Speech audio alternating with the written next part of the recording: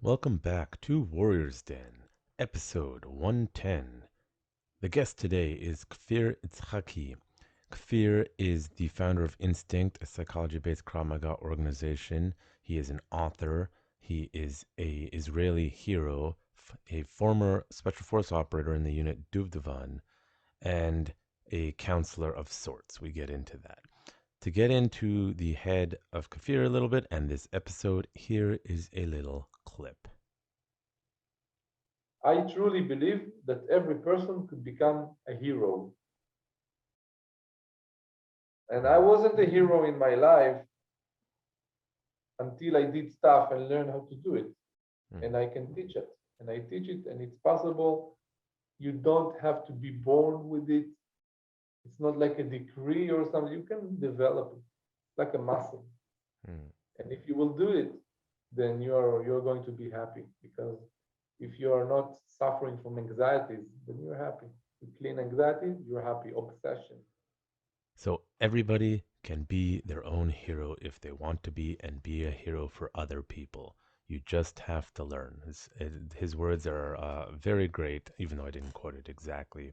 Now, I don't always read guests' bios, but Kfir's bio is pretty interesting. So before we start, I'm going to read the bio that he sent to me. Kfir Itzhaki is an international speaker, author of Unconventional Weapon, the complete guide for using fear. Currently only available in Hebrew, but he has an online course in English expanding on the book. He's a mediator and the head of a worldwide organization in self-defense and psychology, teachings INSTINCT IIC. Kfir was a professional martial arts competitor and won the Israeli Karate Championships. Prior to enlisting in the IDF, he was on the verge of losing his eyesight following a surgical operation. In his military service, which included an extended service, he served as an operator and the head of combat training at Duvdevan, IDF's elite counterterrorist unit. During the training period, he lost his short-term memory as a result of a training accident, and after completing the training period, he was sent to represent his unit in the IDF's Karate Championships, where he won gold medal. Kfir completed the IDF's Krav Maga instructor course as well as IDF senior instructor course with the highest ranking and was selected as an excelled instructor in both courses. As a civilian, Kfir was awarded 2 civilian medals of bravery and heroism after saving a girl from getting raped and following another incident in which he chased and took over a terrorist with his bare hands during one of the most severe stabbing attacks during the knife intifada. During the terror attack, an event he was not involved with at all before his intervention, Kfir himself was injured. Despite the injury and extreme turn in his life, Kfir decided to finish his law studies and continue to lead the organization he founded. His actions and contributions to the safety of the State of Israel have received international recognition in many media outlets around the world, and he has been awarded the prestigious Guardian of Israel Award by Stand With Us organizations. Thousands of people attended the award ceremony in Los Angeles, including ambassadors, IDF, and U.S. Army officials, as well as former Israeli American Security Force personnel. That is quite the bio. Now, I had never met Kfir prior to asking him. He invited me to join his Facebook group, and then I thought, this would be an interesting person to talk to. Me and him connected on the idea that Krav Maga can't just be about crazy, aggressive rage anymore. It has to be technique. It has to be principle. It has to be psychologically driven. You need to modernize the system. And this is something that Kfir has done with his organization, Instinct. And this, to me, was a very fascinating discussion, as he really knows what he's talking about. Now, if you want to connect with Kfir personally or learn under him, let's pull up here. There we go. If you can see on the share screen, you can follow him personally on Instagram, Kfir_Itzhaki. You can follow his organization, INSTINCT_IIC. You can contact him via Facebook, Kfir Itzhaki, though I notice he's almost at the capacity of friends, which is, I think, 5,000, unless that has since changed. Let me just pull my screen so I can get up the next one. You can also follow him on YouTube. He's got all sorts of Krav Maga demonstrations, psychology. Some of it's in Hebrew, but I believe there'll probably be subtitles. Some of it's in English. Now, if you notice here for the video people, the video he has profiled, you can't see without accessing it directly, but it's actually a video and discussion of the time that he tackled the knife wielder. There's video footage, and you can see how intense that situation actually was. So I hope, I love talking to all the people in the Krav Maga world that I'm able to contact with, and Kfir was certainly no exception to that. It was a wonderful conversation on Krav Maga, on teaching, on psychology, how to be a better person. He discusses his book a little bit at the end. I hope you enjoy this one as much as I do. Of course, can't forget the sponsors before the podcast, so enjoy the repetitive sponsors video and then this awesome podcast. Thank you for listening to the Warriors Den podcast. This podcast is brought to you by Urban Tactics Krav Maga, turning lambs into lions since 2013. If you like this podcast and our content, make sure you support us in the many various ways you can. The easy and free ways start with liking, subscribing, following, and leaving a positive review wherever you may be listening or watching. You can also follow us on social media, on Facebook, Instagram at Urban Tactics Krav Maga, and Twitter at Urban Tactics KM. You can also follow us on YouTube and Rumble at Urban Tactics Krav Maga. Another great way to support this podcast, as well as our other content, is to check out our blog at www.utkmblog.com. Here you can check out our weekly curriculum, our various blog posts, and general ideas about Krav Maga and self-defense. For those of you feeling generous, you can also click on the Support Us tab and send donations our way so we can continue providing the awesome content you love. And for those who would like a little more for their money, you can check out www.utkmu.com and learn Krav Maga and self-defense online as we teach it at our school. You can check out the various levels of curriculum with monthly or annual subscriptions and learn Krav Maga so that you too can walk in peace. Small disclaimer, UTKMU is meant to supplement your regular Krav Maga self-defense or martial arts training in person with qualified instructors and is not a substitute for in-person real training. And for those of you who want to look as good as I know you feel, you can always check out www.utkmshop.com where you can check out and buy the latest UTKM merch from us. Warning, wearing UTKM merch will not turn you from a lamb to a lion. To start your transformation from lamb to lion, you must start your training journey today. Stay consistent and never give up wherever you may be. Side effects of wearing UTKM merch may be chronic bouts of kicking ass, feeling good, and learning to walk in peace. And of course, if you are in the Metro Vancouver area, come train with us in person. Sign up at www.urbantacticskm.com. I would love to help you on your journey from lamb into lion. And now, back to the episode. Krav Maga is not just a self-defense system. It is a way of life. Warriors Den is a podcast for Kravists, fighters, martial artists, warriors, politicians, and general citizens. Consider this. The society that separates scholars from its warriors will have its thinking done by cowards and its fighting done by fools. Lucidity. Your host, Jonathan Fader, talks to guests in an open and uncensored format about their fights, their philosophies, and their lives.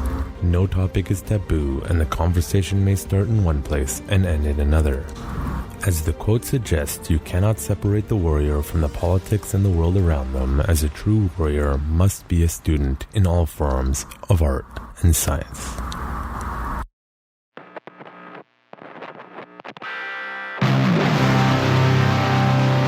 You're listening to The Warriors Den. Brought to you by Urban Tactics Krav Maga, turning lambs into lions.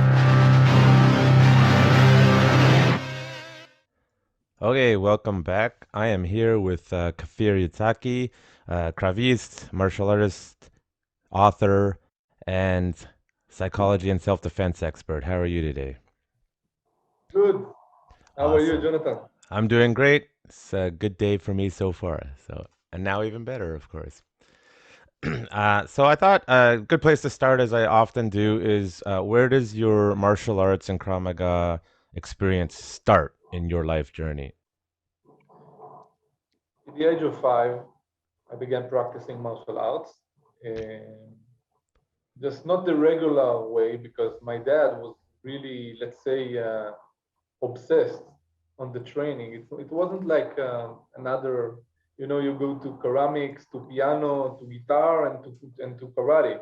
In my case, it was something that the whole house was talking about all the time, and my dad put a lot of pressure on that. So I didn't miss classes, and I was really forced, let's say, to train with a constant training, hard training, and this eventually pushed me to become. And then I proceeded in the gym. There was always Krav Maga. One day in a week there was self-defense, and the rest was other martial arts. So I was always involved in Krav Maga, and in the military it already spread to be like a real professional Krav Maga in the unit. Yeah, and I read your bio that you sent me, and I didn't know some of that stuff. Even before you got in the military, it sounds like you had some rough time. Yeah. Yeah. Are you prior? Because your organization is Instinct. Were you with any major organizations prior, or was it just like a generic a club? Because I'm always interested in like the lineage, who did what and where. Yeah. No, I was not part of any federation. Let's say I was in martial arts federations, but not Krav Maga federation. And, I would say that my federation is Duvdevan unit. Yeah, Duvdevan unit. For those who don't know, it's a very famous Mr. Ravim undercover unit in the West Bank, known for its Krav Maga, made famous in the Western world by the book Brotherhood of Warriors by Aaron Cohen. I'm sure you're familiar with it. Yes. Yeah. So the unit I actually wanted to get into, but that did not work out well for me. Well, it's sometimes it's not really up to you. It's a lot of Yeah, so of many course. circumstances need to gather around, to be accepted to the unit. Not only your physical and mental abilities. So Yeah. Well, first step was getting into paratroopers. They didn't want me. Then other people didn't want me. Then I ended up in Givati, if you can see here, there. So but it's interesting. nice, yeah, the purple beret. Yeah, yeah, it's a good color. So, because you also did karate early on, and you became a karate champion, correct? Yes, I was. Yeah. I was doing a lot of karate, and I was the Israeli champion. For the military, I was training professionally, and I also went to compete abroad outside of Israel. And at the age of 16, I had groups. I was an instructor already at the end of 16. So the instructional experience begins pretty early, I would say, even before that. But I had my group like paying groups, like as a profession. I was earning money at the age of 16. Let's say half-time job. So it gave me a lot of motivation to, because you see a lot of students coming, and then I gained a lot of experience before the army already. It was great times. Yeah. And there was a lot of talking about taking me into the Israeli team, national team. But eventually I decided I was pondering whether I go to the military combat or I go to be an athlete, like a professional athlete in the IDF. Eventually I decided that I'm going to go be combat. It's probably the right choice, right? Because correct me if I'm wrong. A lot of people don't know this. If you're a top athlete in your sport in Israel, you can just be an athlete instead of going to the military, right? Yes, you can be an athlete, and this is promoting your career, good money, career prestige, and you take care of yourself and you do whatever you like it. You don't even need to wear almost uniform. You're training. It's like a dream for the martial artist. But my brothers and my father, they all went to combat, and for me, I understood that you need to. I need to give something to this country, and I decided to go to the most combat unit that I could. And also, I knew that in Duvdevan there is a lot of Krav Maga, so I said to myself innocently, "Let's go to Duvdevan. There is Krav Maga. I will be good at that." But in a second, I will tell you that after a couple of months, I almost regretted it. Just a second, I'm trying to share the Facebook Live. And he's having some technical difficulties because computers. Yeah.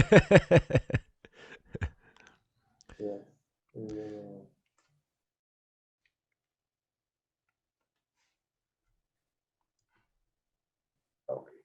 Got it? Yeah. Can you speak Hebrew, by the way, Jonathan? Mamash katsat. I learned Hebrew for the military. I went to Ulpan before I went to the military. I was getting okay.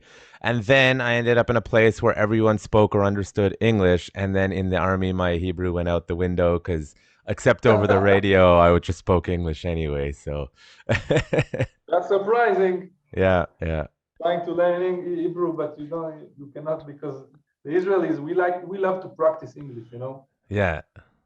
Well, I actually ended up in a squad of Salafim, and they, except for the two guys that didn't speak English, they all spoke English because they were either American descent or very educated Russians. There was a guy who grew up in Israel from Ukraine originally, or his lineage was. He didn't like to speak Hebrew, but he understood fluent English and could read and write no problem. So we all understood each other, unless they spoke Russian. Then I don't speak Russian. So it was quite diverse group of people that I ended up doing a lot of my time with in the end. So English is what I spoke, to my detriment, I think, but it is what it is.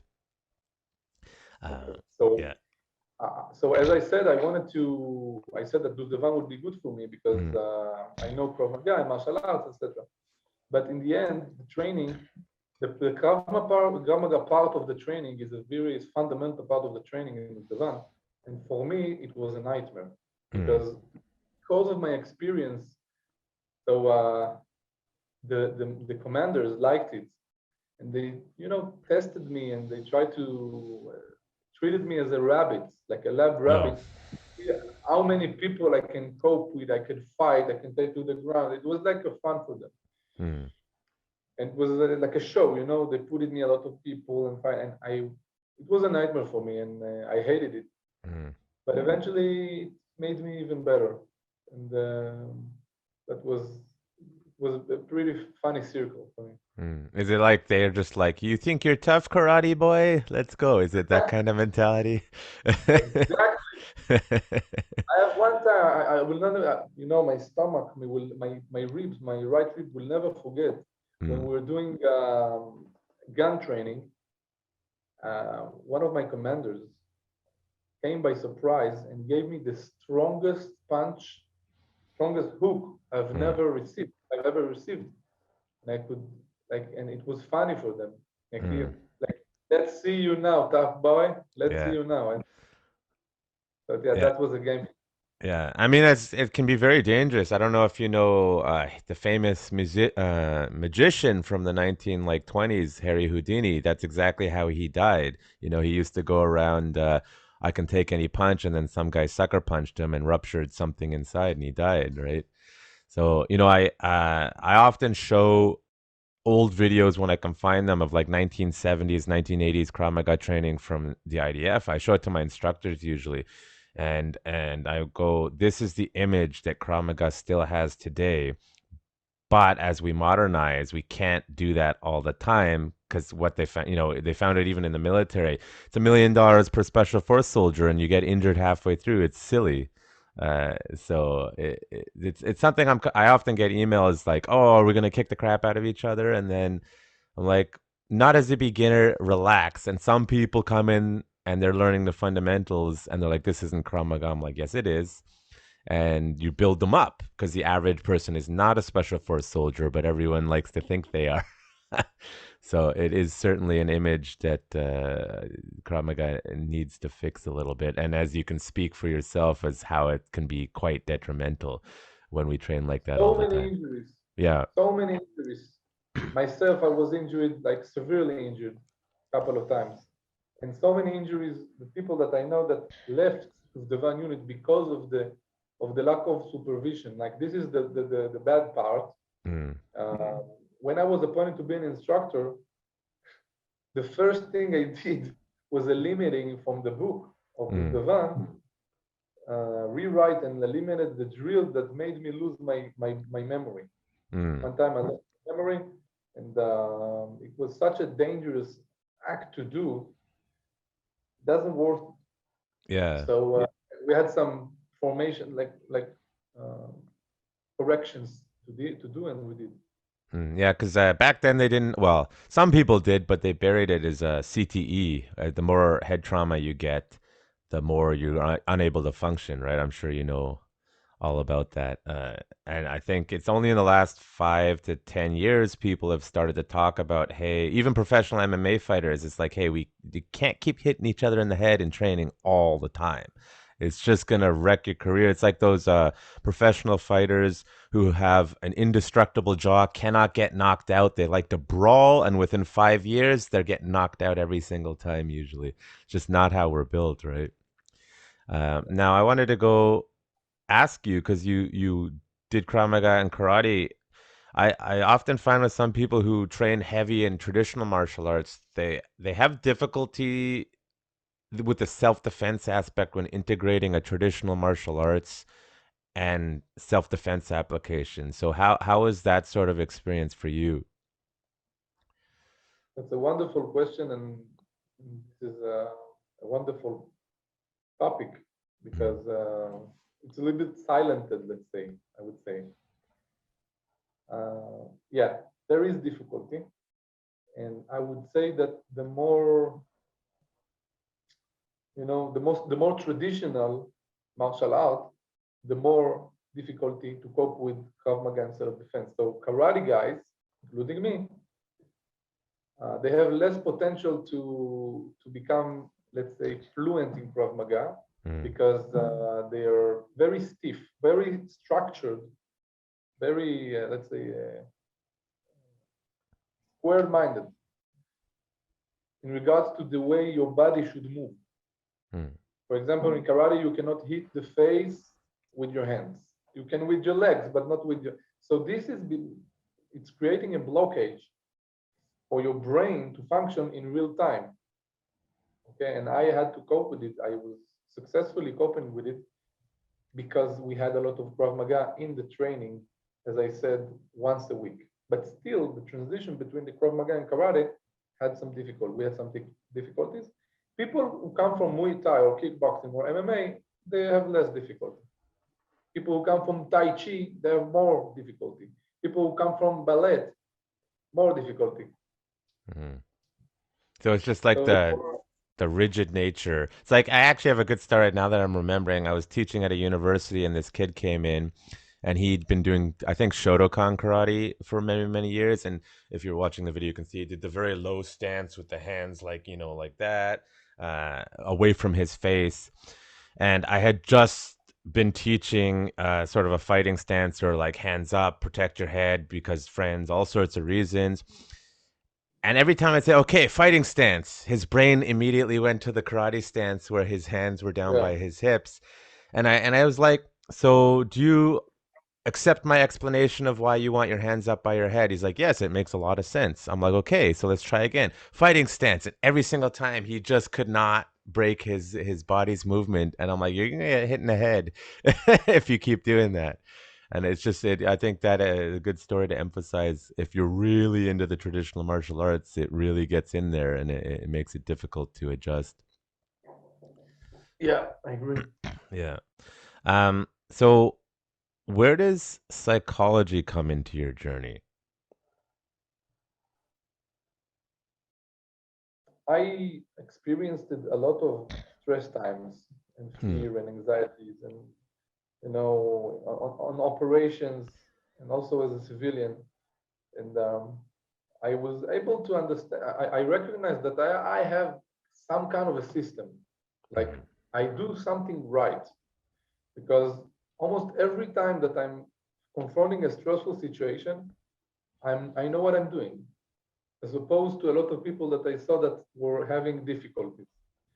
And so that made me understand that maybe there's something here. Like then I, was thinking about it, understood that since the age of 5, I'm training and doing a lot of stuff, and this is in the military. It created some methods in my mind, and then retroactively, I began to study psychology, and retroactively, I understood that what I did is really, let's say, coherent with the brain.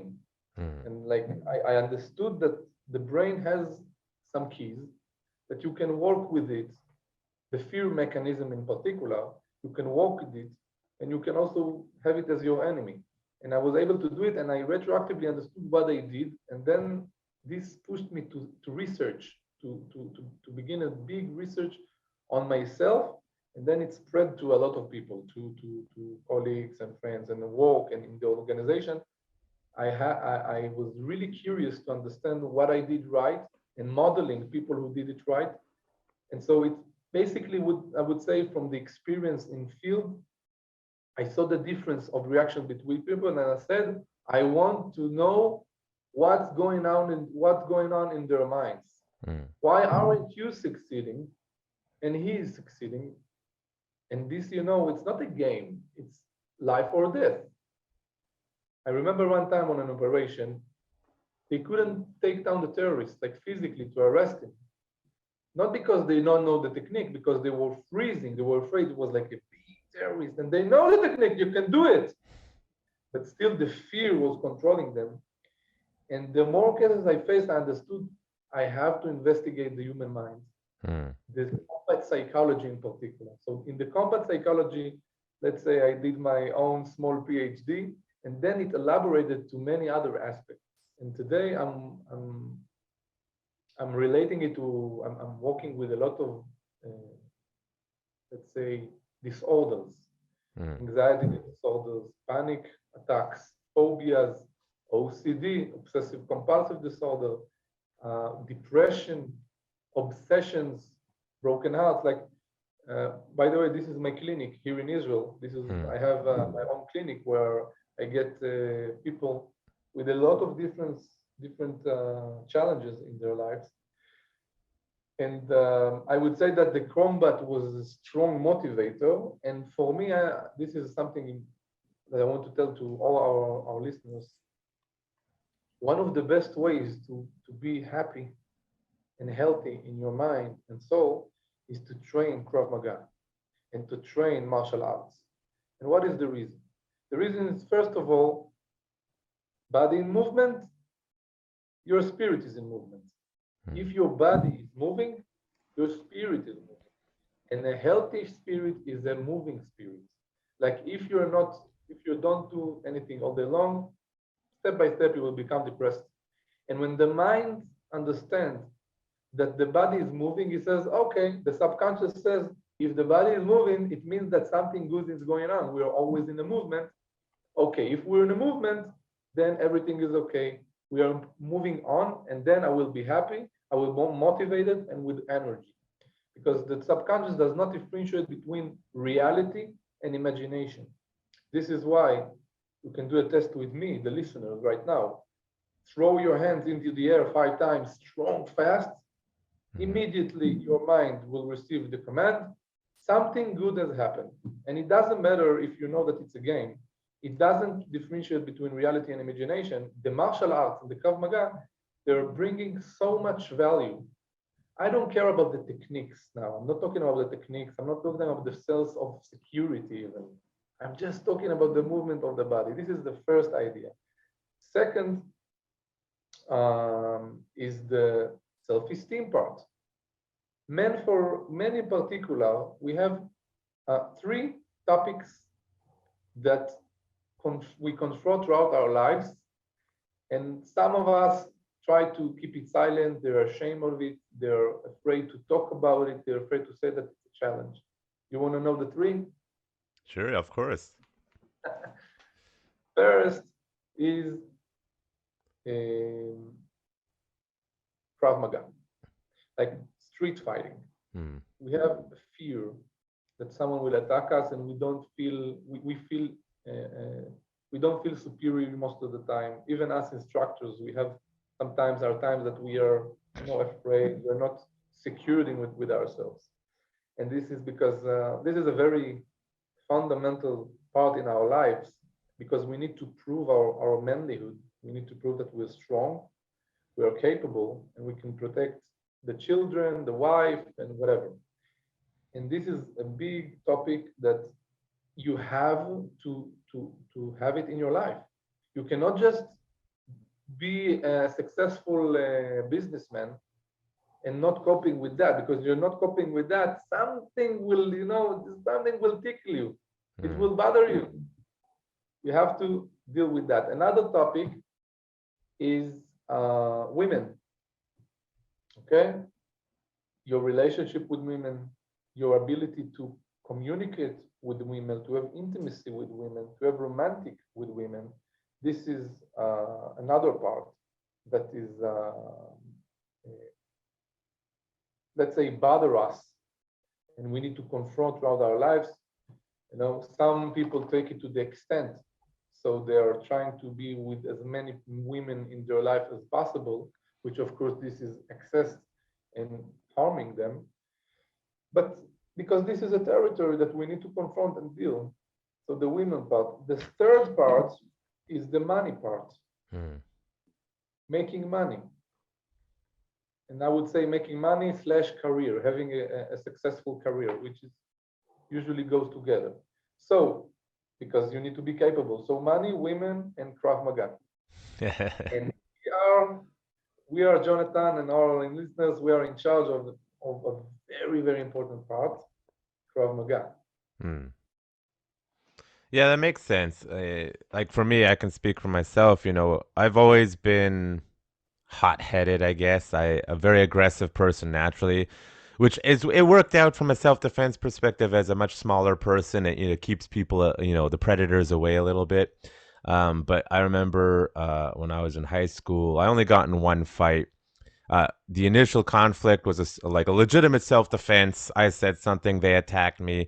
I hesitated, which I should not have, because I could have done, it would have been over. And then later afterwards, I agreed to a fight. Now, this guy was much taller than me. He didn't know how to fight either, but the physics of it, he's a bigger guy. He hit me. I split open my eyebrow. I'm sure watching it, it looked like the most ridiculous thing in the world. But I remember feeling very inadequate, unable to fight. And it wasn't until I was a little older as an adult, had my own money and time, that I'm like, I need to learn to fight. I actually started Krav Maga because I wanted to learn prior to going to the Israeli military. So I was fortunate that was there. And then later on, as a Krav Maga practitioner, I realized I don't know how to wrestle, grapple, or choke people out. So I started doing jujitsu because I went up against some grapplers and I felt inadequate again. And it's like, I need to learn these skills. And I can say, even though I don't train as much as I tell my students to, if I don't train once a week or twice a week regularly, it's a problem. You can feel it. Like I was sick a month ago, I couldn't do any training. And then I actually, said to my wife, like, because I used to have clinical depression, which is mostly gone now. I actually could feel the depression coming back. And I was like, I need to get back to train. Like I have to go back to training as soon as I'm feeling better. And as soon as I started training again, it just gone. This is after, my whole life is struggling with depression and fixing it myself through various methods. And then I can say, my experience, your experience, and the research that is regardless of what people believe, it's so ingrained in the genetics of men that we need to do this.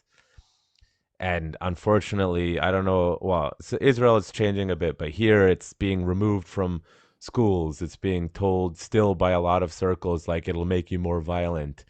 And anyone who does it is like, that's not true. We need our young kids learning martial arts early for the reasons that everyone thinks traditionally, like confidence and at least physical health. Learn to use your body.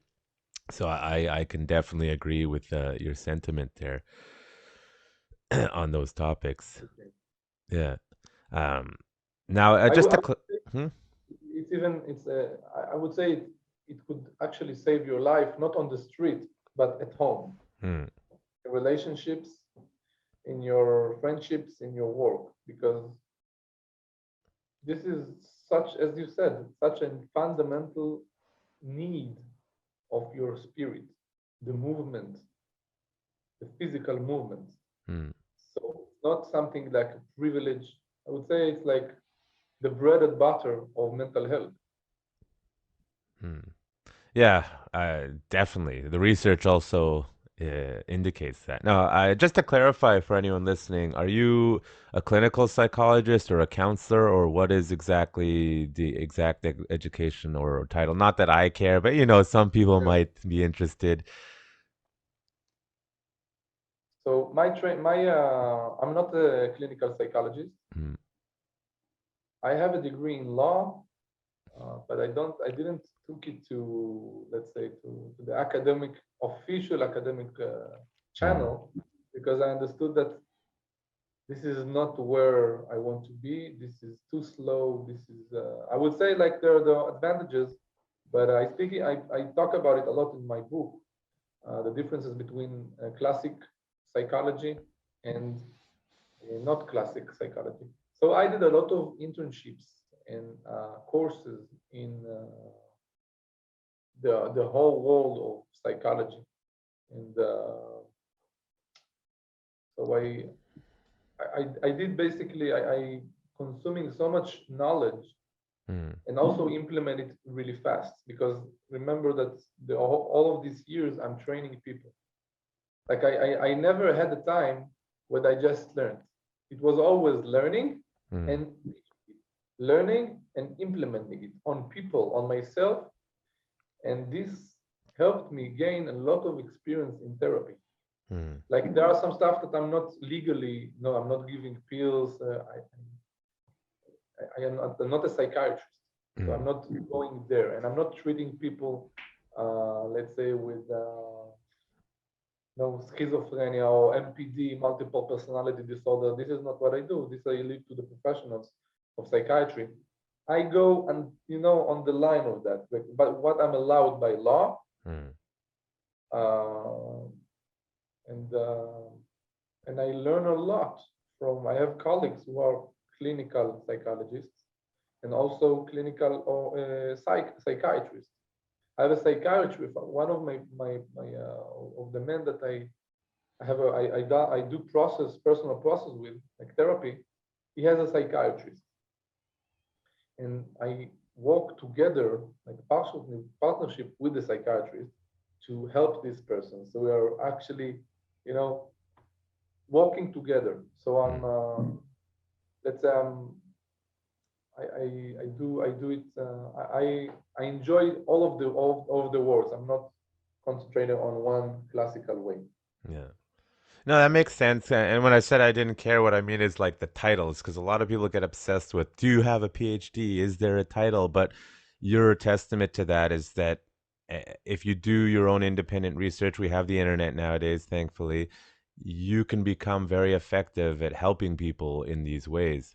Now, tying that into sort of Krav Maga self-defense martial arts, again, that sort of stigma of Krav Maga is just killing, punching, kicking. Early on, I had some former colleagues that trained with me, and I started integrating into teaching my teaching methodology, psychology, and the mental state of the mindset. The model I like to use in my teaching is the Jeff Cooper mental model of white, yellow, orange, red, and then the Marine Corps added black, because I find it actually really encompasses your mind and nervous system during a fight, but also the same model can be used at home or in day to day practice. Like, do I feel like I'm in a fight nervous system wise, even if I'm not? Because, as you said, the brain doesn't always know the difference. And I found my other colleagues who'd only been upbringing in that traditional Krav Maga, like fight, punch, kick, kill each other, they didn't like it. And I noticed that there's some instructors like you or other instructors are like, hey, we need to update how we're teaching to include this combat psychology and mental state. And then there's others who don't want to. And maybe one of the reasons I'm just thinking is that people see Krav Maga as practical, no philosophy, no tradition, no martial like a traditional martial arts, and they don't like they think it's a waste of time. But as you and I know that understanding your mind is just as important. So how have you integrated that, or how is the challenge of going from that traditional into including combat psychology into your teachings? How has that process been? It was really interesting because the way I learned Krav Maga was not a lot of talking on psychology.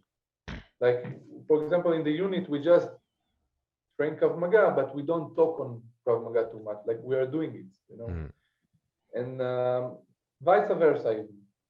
Talking about the psychological part of fighting was a little bit, addressed as a weakness a bit. We just do it. Just do it. We don't talk too much. Why does it work? Because I kicked you. It works. Shut up. And so I was always, because of my instructional experience, I was trying to, go behind the scenes all the time of the movement of the technique, of why this technique will work and why this technique would work. And I decided to incorporate myself in the unit already a lot of psychology. And in Instinct, I actually put it as a definition, like as a defining part of the organization. We teach psychology. We teach combat psychology, and we have to do it because Krav Maga is psychology. Krav Maga is not jab, cross, knife defense. Krav Maga is, first of all, win in your mind, and the external circumstances are the result of what you did in your mind before. So it's a critical part to understand. People training Krav Maga all day long, and they go on the street, and they have a freezing mode, and they're not able to fight. Why? Because they're practicing all day long, physically, and not addressing the most important part, which is the psychology part. And during my seminars, they end up, exhausted physically, but also mentally, because we talk a lot. We talk a lot. And sometimes with your air, when you don't have air, sometimes relaxed, but we talk a lot. Every seminar, we have a lecture. During the seminar, after one break, it's one of the seminars that I give. I do a lecture. This is something that is, I think, crucial to the understanding. And in the lecture, we talk about a lot of stuff, including the freezing mode. And we then practice the freezing mode, which this is what I think we should practice, by the way, because that differentiate between the black zone, white zone, and the gray zone. And the black zone is when you fight. The white zone is when you are a friend with someone. But the gray zone is whether you're not sure where it's going to. It's going to be a fight or not. Someone, for example, looked at you in the wrong way, in an aggressive way, or attacked you in the club. This is the gray zone. And unfortunately, we are not dealing with that too much in the Krav Maga community. I encourage all our colleagues to give our students a better opportunity to face the freezing mode. Everybody is a hero when the instructor says 3, 2, 1, go, yeah, and then bam, bam, protect. Okay, I'm good. But will you really do that on the street? We don't know. We still don't know. We need to get to know you. And how do I get to know you? We need to talk a bit in the seminar. Krav Maga instructors are a little bit afraid to speak because they see like this is Krav Maga. Let's go. But actually, a good Krav Maga instructor should have, I would say, should be also a professional in psychology. Mm. In the instructor's course, you have to teach them, if you are qualifying instructors, you need to teach them the psychology part of Krav Maga and to teach them how to teach the psychology part of Krav Maga. Because you know who are our students, Jonathan? Your students, they're not the biggest, strongest people on earth. They're not the most successful in dealing with people on the street. Physically, even they're not, maybe not healthy. Maybe they're a little bit fat. Maybe they have some sickness. There's low self-esteem. This is why they come to train Krav Maga. And if you think that you're going to solve their problem only through the techniques, then you're wrong. You need to understand what is the problem. Maybe he has an obsession. Maybe he has OCD. Yeah. Maybe he has OCD in his life. And then we'll take the OCD into the Krav Maga training, and it looks like this. You tell him to strike with the first two knuckles, and by mistake he will do the 5, and then he will feel so bad that he will, after the class, he will stay and give 500 punches more to train on that. He will break them because it's obsessive compulsive disorder that he took from another part of his life. And you thought that it's good because he need to know the technique, but you didn't understand that there is something deeper in his mind. You need to be a psychologist at that moment. I encourage us all to elaborate ourselves on psychology in order to become better Krav Maga instructors. Yeah, I certainly agree with it. I studied psychology to learn about myself and then maybe help people. I ended up just leaving and finishing with an associate's degree because I can't deal with that environment anymore. But that's a different story. And it just, you're right. And it's a lot of instructors, regardless of style, a lot of instructors, they end up being, whether they like it or not, like a counselor or whatever. And it's a difficult role because you need to keep sort of that role separate. You can't always become friends with all your students because it gets inappropriate sometimes. Male or female, people get, with psychological issues, they get weird attachments to authority figures. And it's like you have to make that sort of effort to counsel them as you can, as well as teaching them. It's an interesting dynamic, and it's very difficult for a lot of people. A lot of martial arts trainers in general are just like, nope, I don't talk, I punch, and they're a phenomenal fighters. But then it comes to running a school or teaching, and it's just not the best. And they think they're the best, or their students think they're the best because they're so amazing as a combative person, but it doesn't always translate very well. And you have to develop that for 100%. That's interesting. That means that you have a lot of experience in running a school then.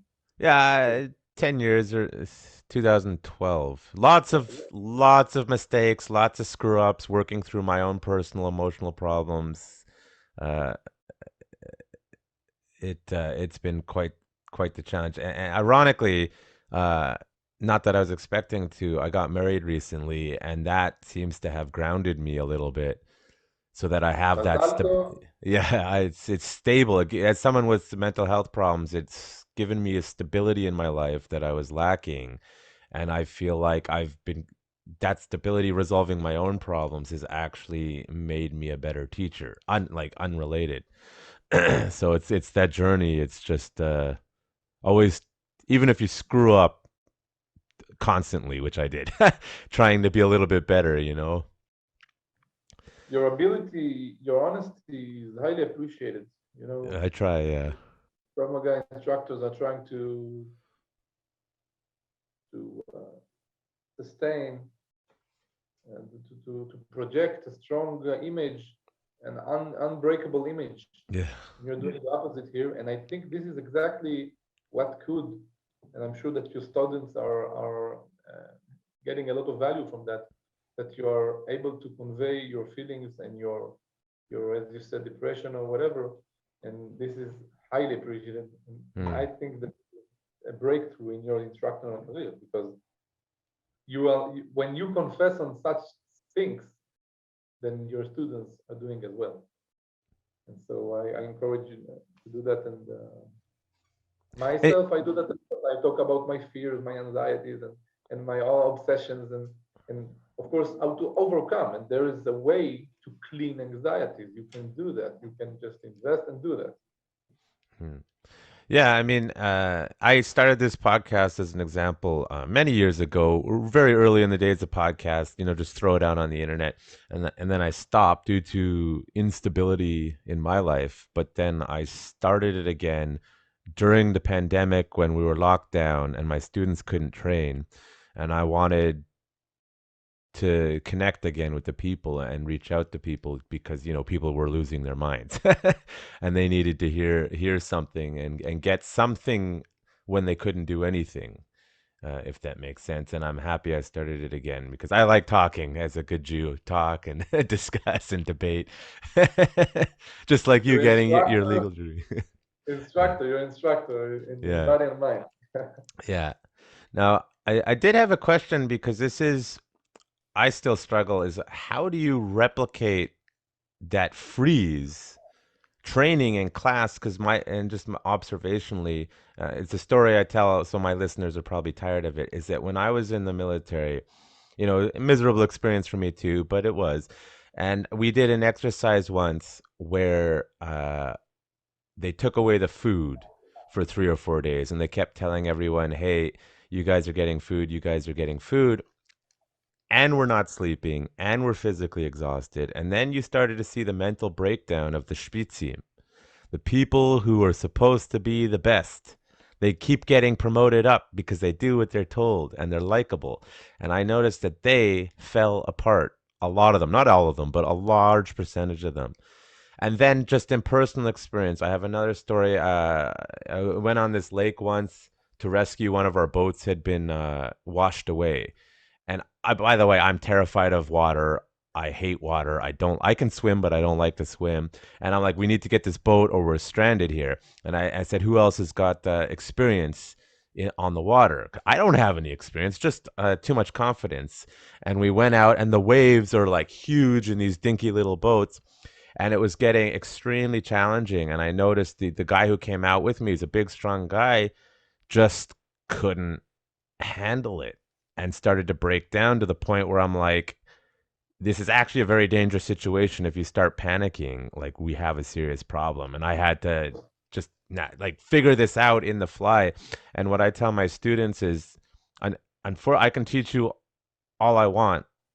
Unfortunately, you will not know how you're going to react under these extreme stresses until you have to. And trying to make students realize that, or the freeze, is I'm still not sure how to approach it. So how do you approach it in specifically maybe in both the physical training and the mental aspect of it? Well, I first break it down into the mental aspect. I explained how the brain works during the freezing mode. I actually explained that deeply. And once that is done, then we move to training. So we have a lot of simulations that, even though it's training, you're still in shock. So a lot of ways, by a lot of pushing, slapping, let's say closing eyes, not things that you're not aware of, but there are specific ways that I'm doing that. I have some videos that I think are online. You can check it out. And remaining there, not really moving to the other phase immediately, not telling him, okay, he's pushing you, and then you strike. No, I want you to remain there. I want you to be in shock. I want you to feel bad. I want you to and also verbal simulations. Like I want you to talk to him, bad words, curse him, humiliate him sometimes. He's, of course, with some kind of a respect that you can remain, but still do that. And then I give the solutions. I give a lot of solutions. There are physical solutions, and mental solutions. And so I think the idea is first to approach it by talking, like explaining it during a lecture or something like that. You know, I put them on the ground, they sit and then I talk, and I take the time and I explain the mechanism, and then we move to training. It's not like, by the way, there's a freezing mode, and it's important. It's important. Let's train. Let's train. No, I'm doing a big, let's say, big deal out of it, because as I said, I think this is what we need to put the weight on, the freezing mode. Because take the average person on the streets. Once it's a fight, probably he will, like, there is a fight, but why would he freeze? Because during the fight he will fight, but 1 second before the fight he will freeze.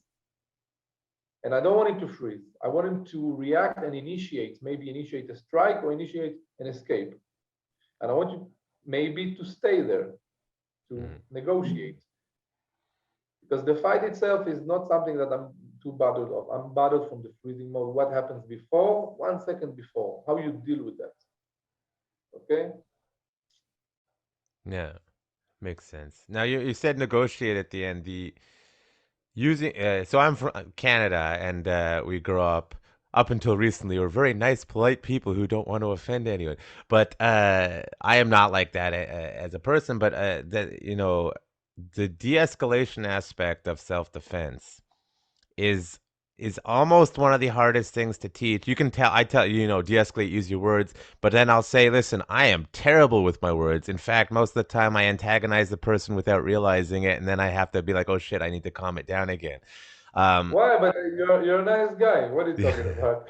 Well, as I said, mental health problems. When I was younger, I had very explosive reactions to things, very aggressive. Now, it saved me, as I said, because people, even if people knew I couldn't fight, they're like, that's the guy who might stab me. And it's not true, but I gave off that image, so it did save me. And I tell people, like, listen, for me, I play the quote crazy card, and it works for me because it's believable, because my face changes, my voice changes. You cannot play that crazy card if I don't believe that you're going to do it.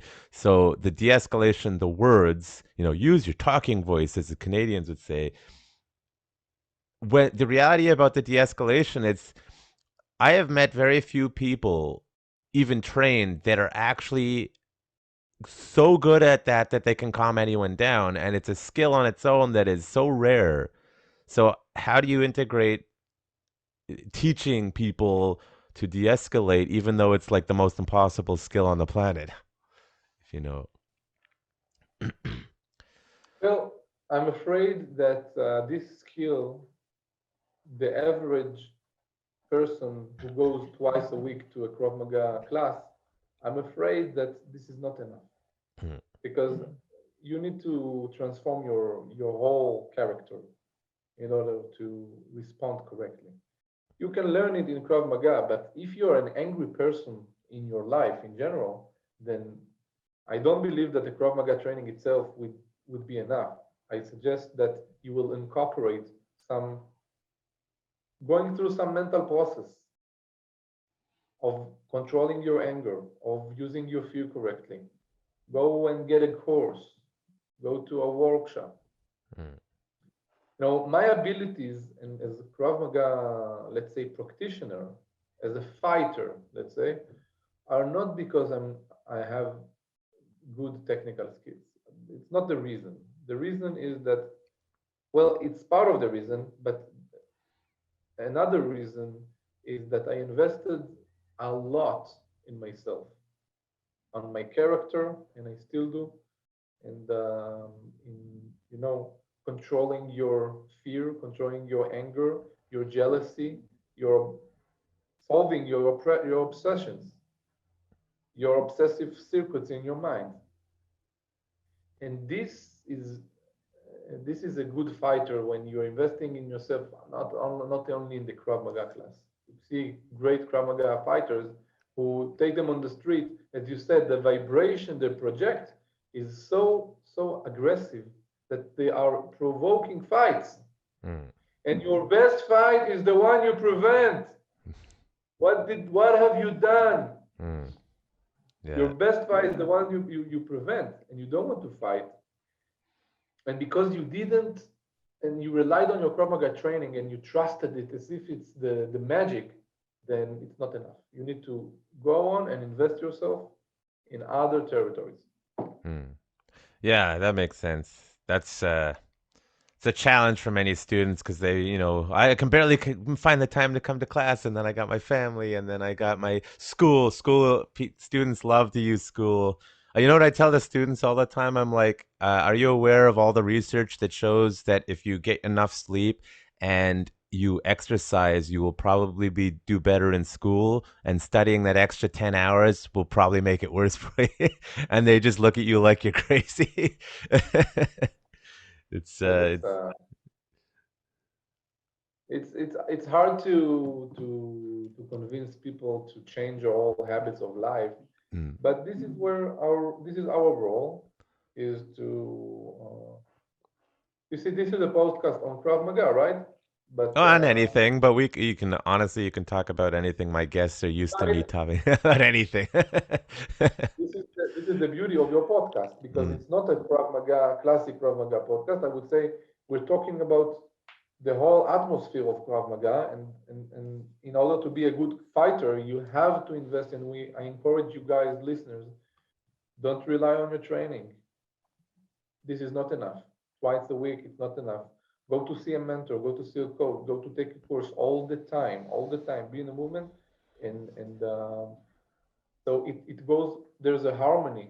If you will invest in your Krav Maga training, then you're solving one substantial part of your life, the fighting part, as we discussed earlier. But then, if you're solving, let's say, your obsessions, you have a lot of obsessions. You have smoking obsessions, you have drug obsession, you have smartphone obsession, you have porn and masturbation obsession. Then you're solving those obsessions. Guess what? It reflects on Krav Maga dramatically. mm, Dramatically. And for example, I'm going to soon post and publish a video, one online lecture that I gave, and they asked me a question, and we spoke about the the implication of sperm ejaculation and sperm retention and masturbation on Krav Maga. So I'm not going to open it right now because this is I'm going to do a whole different video about it. mm. There you see, you have to solve a lot of, let's say, satellite subjects in order to influence your Krav Maga. Everything is connected. So if we take it to the brain structure, you have the prefrontal cortex, which is the front. This is the part of the head, and the back of the head is responsible. This is more the subconscious part. This is the logical, the intelligent, the thinking to the future, the wisdom. This is the prefrontal cortex. But the back of the brain, the subconscious, the back part of the brain, are responsible for anxieties, for your beliefs, for your obsessions. And you can see a person who goes, Dr. Jeffrey Schwartz. Dr. Jeffrey Schwartz is the Albert Einstein of our generation of the brain research. Mm. So he proves in fMRI scans that people who have more activity in the prefrontal cortex are more successful people in their life, in their family, in their work, in their health, everything, as opposed to the people with more electric activity in the back part of the brain, the amygdala, and the some part that we have over there. I need to translate it because Yeah. I know it in Hebrew better than in English. Mm. In the English course on OCD, there everything is English, and we'll talk about later. So the more brain activity in the back of the brain, it means that you have more failures in your life, obsessions, broken relationships, abusing behaviors, all of that, less money, bad jobs, etc. You can actually see and recognize by brain structures. And we know in the process of, for example, that I do to people, that there are certain drills that you can do that activate a lot of activity in the prefrontal cortex, and you change your brain structure physically without pills, with drills, with mental drills. It's you need to invest and learn, but still, it's drills that you can make like Krav Maga drills. And if you solve those areas and you do those drills, it influences your Krav Maga ability. Mm. So everything is connected. I encourage to invest everything in yourself, because Yeah, where you 100%. It's like so the prefrontal cortex was for those who don't know, the latest part of the brain to develop. It's associated with stable intelligence. Not always, but a lot of the times, larger prefrontal cortex, like dolphins or something, will have higher cognitive capabilities. It's more associated with sort of your conscious waking mind, while as the amygdala and the like amdula oblongata. If you ever saw the movie Adam Sandler movie Waterboy, it's the more primal, animalistic part of your brain. And I like to use the analogy. Have you ever read the book Dune by Frank Herbert? no. Yeah, old book. It's like one of the best science fiction books of all time. I use this example all the time because it really is on this point. Is there's this sect of religious, I guess, zealots who believe in controlling your mind and body and genetic manipulation through procreation, the Bene Gesserit, and they have this test where they'll take your hand and they put it in this box. Now they don't. He doesn't really explain, but the basic premise is that you know that you're putting your hand in this box and your hand is fine. But what the box does is it creates immense, excruciating pain because it stimulates the nerve, but you know there's no damage. So the test is, in their perspective, is are you a human or are you an animal? Because an animal will revert to the primal part of their brain, panic, pull it out, try to cut their hand off. But the human will use their prefrontal cortex to say, I know nothing is actually wrong. And what they're trying to see who's mentally strong and can override the baser instincts, which are there for a legitimate reason of survival. And I think that's maybe where self-defense and psychology all comes in. It's like, listen, need to use this front part of our brain more.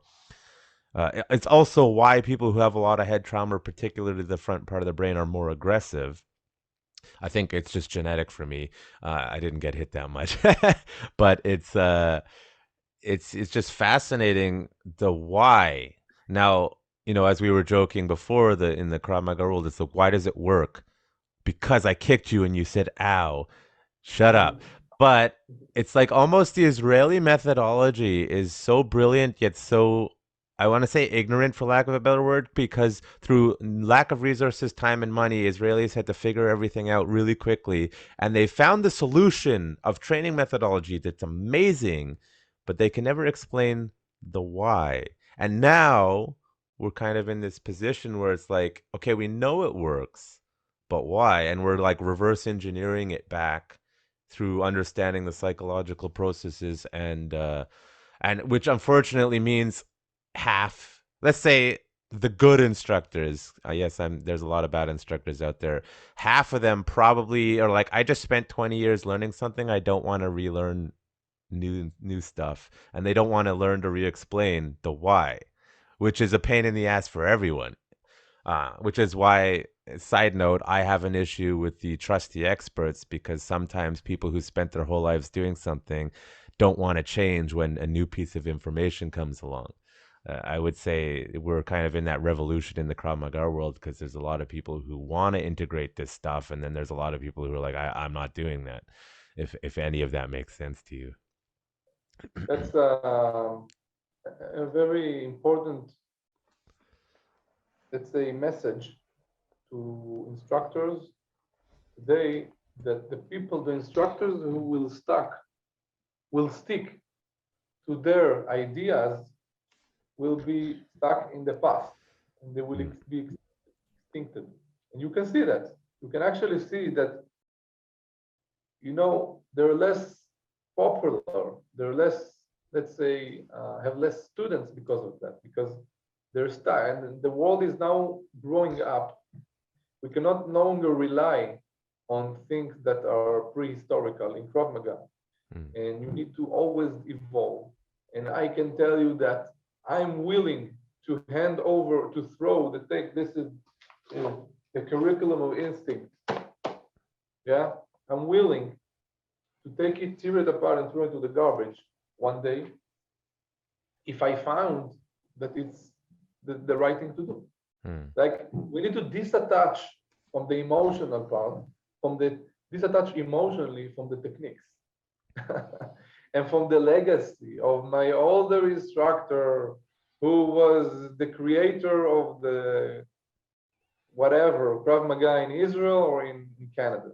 Like, this is so not rational, and we need to represent rationalism, because in Krav Maga you have to disattach from stimulation to create a distance between stimulation and reaction. This is the art of Krav Maga. If someone pushes me, I'm not necessarily need to take a chair and break his head. Maybe I want to wait. Maybe I'm going to say, okay. And then I'm just going to go call the police. Yeah. Maybe I don't have a chair. We need to take a distance from the stimulation that you're experiencing to the reaction that you're reacting. This is Krav Maga. And pre-frontal cortex, by the way, the people who have like a stronger muscle, let's say more activity, they're able to create a distance. And instructors, we need to also create a distance. Means that you can just tell yourself that this technique proven wrong and I want to change it. And in instinct, for example, I've changed techniques throughout the years. I did that. And we should all do that all the time. Yeah. No, I did that. I went through that process. I'm still working on my instructor program. It's a lifelong progress that I wanted to be something amazing with theory and practice and stuff. But I remember when in the early days, like I started with one of the big organizations, very well known, I won't say. And I looked at their curriculum and they had like 2,000 techniques or 1,300 or whatever the number. And I'm like, nobody can remember this. And I started when there was an understanding that organization didn't care about Canada, and we're not sending people there. We don't want to develop people there. You have to go to the States or come to Israel, which I can't afford to do this all the time, guys. It was like, okay, let's see who's teaching in North America. That is accessible to me, and I start, whether they were good or bad for me, you start exploring the other organizations. And also me picking up Brazilian Jiu-Jitsu and dabbling in other stuff. And, I started realizing, we need to change the curriculum. And I remember I had a batch of instructors I produced. And one of them is good guy, just hothead, grew up in a rough neighborhood. He had the idea. He hit psychological issues, obviously. He's trying to he like gang neighborhood, let's say, and he's like, you don't understand what violence is, and he's trying to teach Canadians, and Vancouver is a very safe city, so people have a bit of a disconnect sometimes here. And I changed the curriculum, and he got really angry at me. It's like, I just spent all this time learning it, and you want me to relearn it? And I was like, yes. And I was almost at the point of having to boot him from my school. He left for his own personal reasons anyway, but it was like, I realized at that moment, like, one of the most important instructor qualities that I want, as much as I'd love everyone to be the best practitioner and the best, are you willing to learn new stuff? Because if you're not willing to do that, for me, it's like going to be a headache for me. And then even if you represent my brand, if I need a major update and you refuse, you're not really teaching what my organization would like it to anymore. And I'm not huge or anything. I don't have any affiliate schools, but I'm thinking about it. So on the note of instructors, how do you approach that in your organization? Because there's an issue in the Krav Maga world, I think, about quality control and how to approach it and how long courses should be. And because I think running a really good instructor program is a lot of work and follow up, and a lot of people don't want to do that. So, how do you approach the instructor aspect? You mean that qualification of instructors, Yeah, sure. or What's your for instinct or in general for this topic subject matter? well, the instructors course has a very you know experienced format already. Mm, That it's always we evolve the format of the qualification, and I would say that we we teach the techniques, like they need to know the techniques very well. On at the same time, I tell them, if you find a technique that is better, I want you to show that you think is better, show me, let's examine it. And so they have their, well, till today, maybe once I received such a request. I believe because I'm really I am my best criticizing. Like I'm always criticizing myself. And the team here in Israel, we always discuss and check what improvement we can make. But when we get some kind of a comment, then we seriously examine. I love it because I want to learn. And so I tell them, this is the technique, but if you will do, instead of 45 angle, you will do 70 degrees angle, then it's okay. I know that there are curriculums, and in the test, the examiner will test and say, no, the angle is 45. But he took control of the attacker. Why do you care? Like, it's okay, that's enough. Don't make a deal out of it.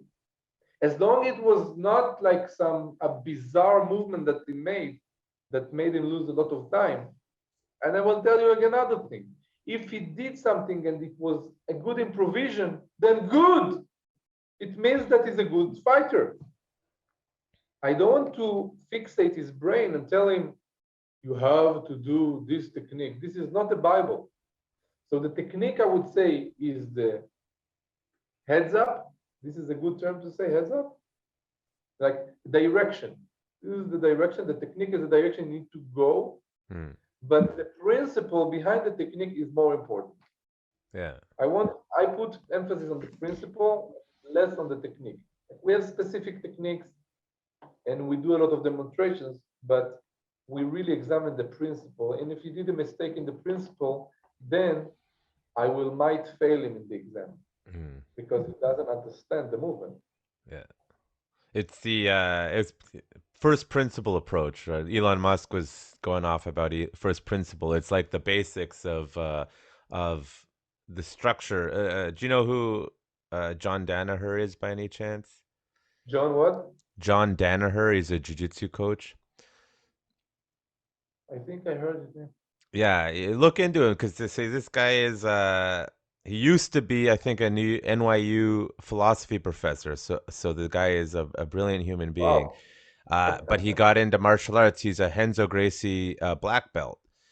He is responsible for coaching George St. Pierre, the famous Canadian MMA fighter. He's responsible for producing Gordon Ryan, who right now is pound for pound the #1 grappler on the planet, like without question. He's like 50 wins in a row against the best people in the world. Because he's so successful because he approaches things from a first principle. So an example was he looked in the jiu-jitsu world and MMA and he said, okay, if I take a look at all of the submissions that are out there, what's the top 10 list of submissions? And he said, okay, I'm going to take the top 5 or maybe 6. And that's what I'm going to focus my curriculum on. Because even if the other stuff can work, probability says it won't work. And so he focuses on what works and focuses their time and drilling on that. Another thing that he said was he wants his guys to learn, especially beginners. I want you to get comfortable in the worst positions. So, for example, being on bottom side control or being under someone's mount, in their mount. The reason is there's a common sports psychology, and I've run into this personally, where you are so concerned about the points or so concerned about not losing that you don't try to win. And then by making people comfortable with the worst positions and drilling it, these people get so confident in their ability to get out of these positions that they will try to win the fight with a riskier submission without concern, oh, I might lose the fight. And as a result, he's produced people like Gordon Ryan and George St. Pierre and these amazing elite winners. He's not teaching anyone anything that people don't know already around the world. It's just that first principle approach. This is what works. Here's the psychology, the sports psychology of it.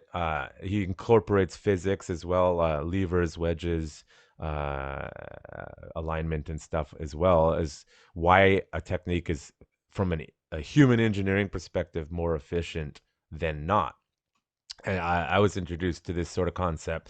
A couple instructors, and it just shifted how I taught, because I'm like, the principles matter, because even if we get to that freeze mentality, if you're like, my instructor hasn't taught me this technique yet, well, you're going to get punched in the face now, versus, well, what is the strategic principle to apply here? I don't know what to do. An example, one thing I teach is, if you have no idea what's going on and you can't run, just find a way to hit the groin or get at the eyes, as just do it.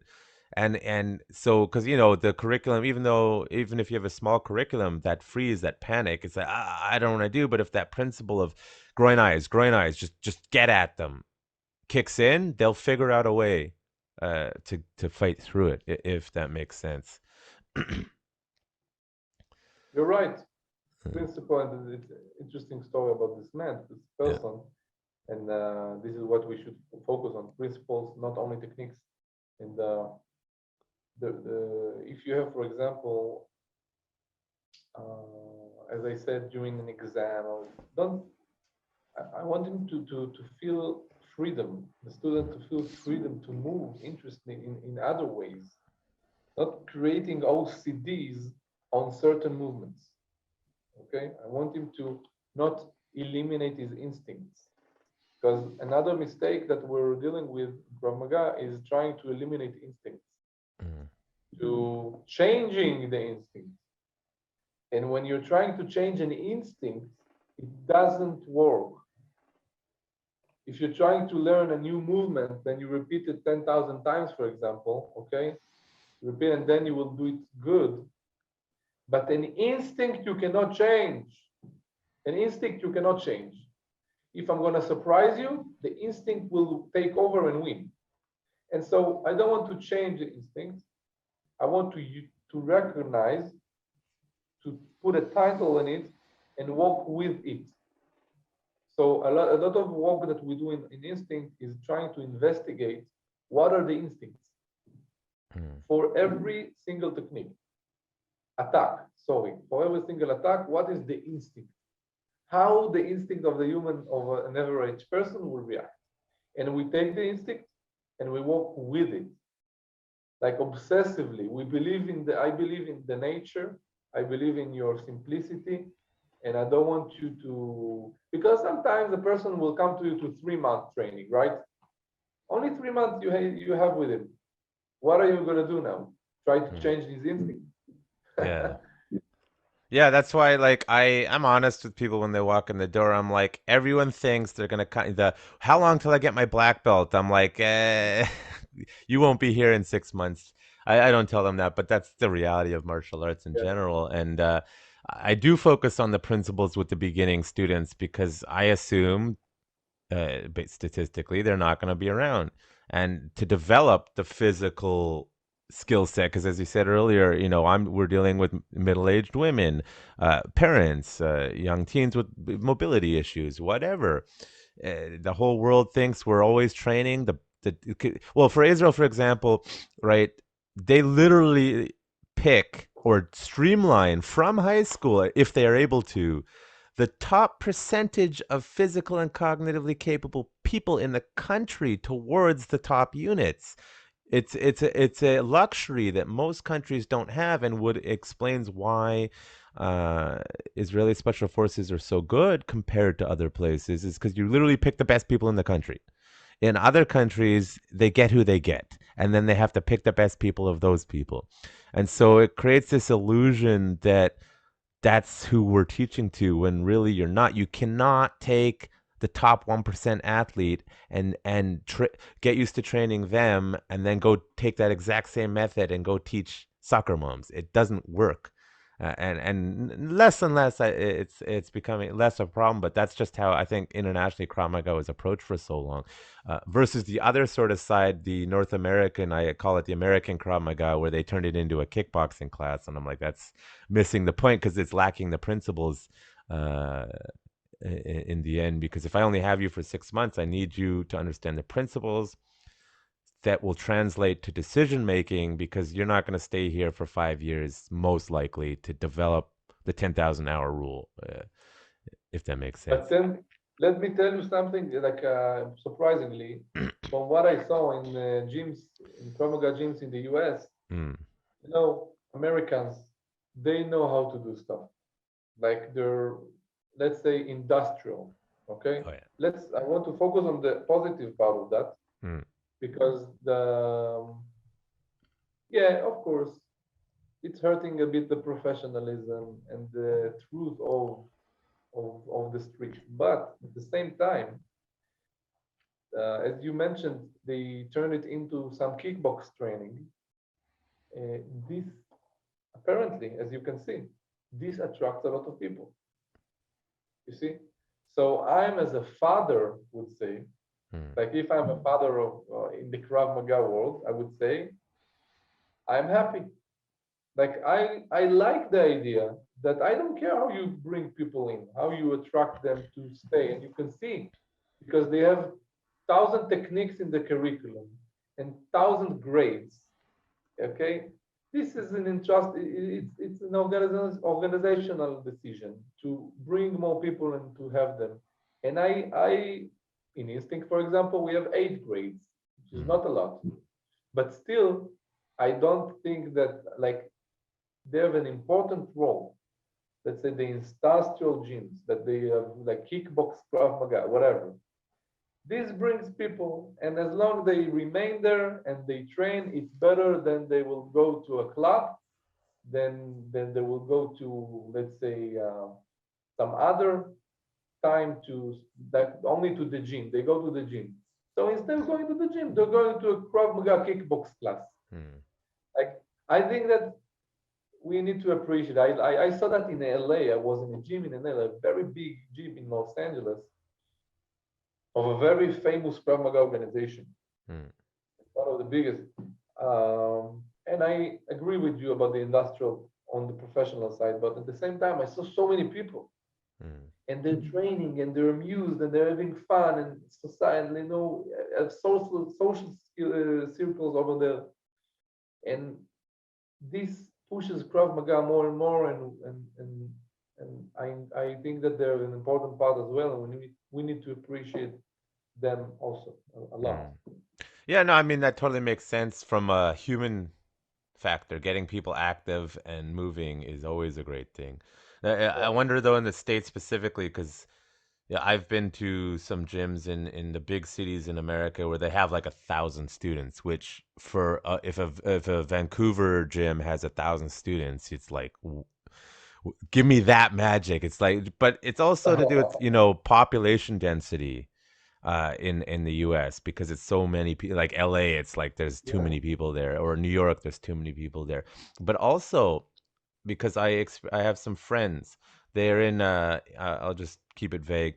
They were in a fairly large state in one of the smaller cities, but it's still big. It's like 1 million people. There was one Krav Maga gym in this place, and it was more of a, you know, kickboxing. I mean, it's aggressive, but it wasn't what people would consider a good Krav Maga.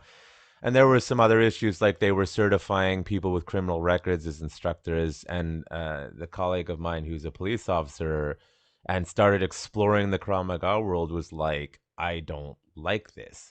They ended up opening their own gym, and guess what? They're more successful now because there's law enforcement involved in the program, and they've explored Krav Maga, and they know other aspects of combat, and people start to see like, oh, that looks a lot better.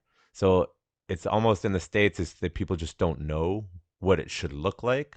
Again, it's amazing, more active. Like, I think martial arts of any kind should be in all elementary schools and all Mhm. high schools. End of story. Whatever. Even if I make fun of Taekwondo, I'd rather them be doing that than not. Right.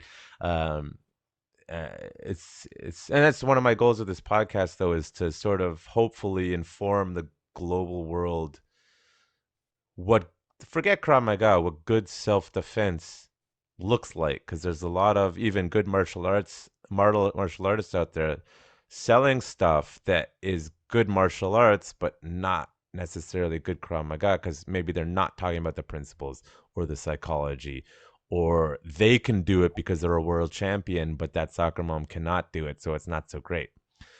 If that makes sense to you. Yeah. Yeah. Now, you mentioned you have 8 ranks, because I'm always curious how people approach this. How does the ranking work in your organization? We have, if someone, like, we have eight grades, and so, there's a certain time and before you can get examined to the next grade, Mm, like every other organization. And for example, from the moment you begin to the moment you take the first grade, 3 months. mm, Then again 3 months, and then 6 months, and then 9 months. So it's basically getting a longer time between the higher grade you are, the longer you need to wait, mm, and every grade has its own curriculum. mm. Yeah, so pretty standard, makes sense. Yeah, Like, standard, not something. I would say that the in the curriculum we put an emphasis on the simplicity. Means, for example, the the the knife threat defense is based on same principles and even movements, like such as pistol mm, threat defense. Like, we're trying to make a lot of parallel lines mm, between different techniques yeah, you mentioned before, because the average mom, she doesn't have the time to be proficient and to remember this angle. And if he's approaching on the front, from the side, from the back, I cannot really teach. So I'm teaching a principal movement that will apply to as many cases as possible. mm. So the curriculum is putting a lot of emphasis on that. Yeah. No, that makes sense. I do that too as well. It's I think I haven't checked. I'm still kind of tweaking my advanced curriculum, but I think I have like 300 total things I teach, and my advanced curriculum, Greenbelt Plus, because I just stuck with the original judo ranking, is police application military arrests. So it's basically like white to orange is your fundamental basic self-defense that most people need, and then I start teaching the professional application, the cool stuff that everyone wants to learn. But if you can't punch, I'm not teaching you how to use a gun, basically. And then, I am in Canada, so guns are not, we're allowed to have them, but you cannot be walking around with them here. You cannot use them for self defense. So I'll tell people, hey, but what about like an active shooter? You this delusion that people have that you're going to be the hero, take the gun away, and you don't know how to use the gun, which is it's a Mhm. problem I notice in a lot of Krav Maga outside of Israel where they don't have guns in the country. They're teaching these gun disarms, and they have no concept of how a gun works. So how you're going to take it away? Well, what if his friend comes around the corner and it wasn't a You lone know, shooter? You know? you're addressing an important issue, which I, we solved it in the curriculum in Instinct, Mm, at least. That yeah, we said, if a beginner is coming to you, yeah, and then you see that on the curriculum, the knife defense is only when he's doing up like 3 exams. mm, After only 1 year beginning the knife defense, for example, or other technique, because the advanced curriculum is safe for the advanced people, right? mm, What we did is, for example, we have knife system. We have a lot of system, and we rank the level of the defense and we relate it to the relevant level. And this means that practitioner, in the curriculum of the practitioner, there's already knife. There's already stuff that's considered advanced, but we will offer him only the basic part of the knife defense system. So you have knife stabbing from the front, and upper and overhead, and slices, and thread from the front, and thread from the rear, and thread on the chest. There are a lot of, so we put we divide it, and we want him to speak the language of knife on day one already, and speak the language of pistol on day one, and speak the language of ground on day one.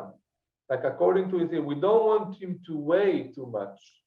I remember when I was in the martial arts, they said, yeah, when you be black belt, you will know this technique, and you will know this kata, and you will know, no, give me now, I want now. And we were watching all the advanced students, and we were jealous, and we could have done it as well. Why are you waiting? So we solved it by giving them pieces. So they already know pistol or knife in some kind of level already from the beginning. Yeah, no, I mean that's there's sort of merits to teach everything early from a competitive. Let's take jujitsu for example. The people that withhold certain things to higher levels, their students competitively are not as good. Versus, for example, a lot of schools will not have their students sparring jujitsu until a year in, and when they hit competition, the schools that started sparring at the start, they perform much better because they got the rounds in. On the other hand, when it comes to self defense, I think you have to be careful because you're almost protecting students from their own delusions. The average male thinks they can fight 4,000% better than they actually can. It's a joke on the internet, and so. Like I integrate basic stuff at the beginning. For example, some of my pistol movements are the same as the knife.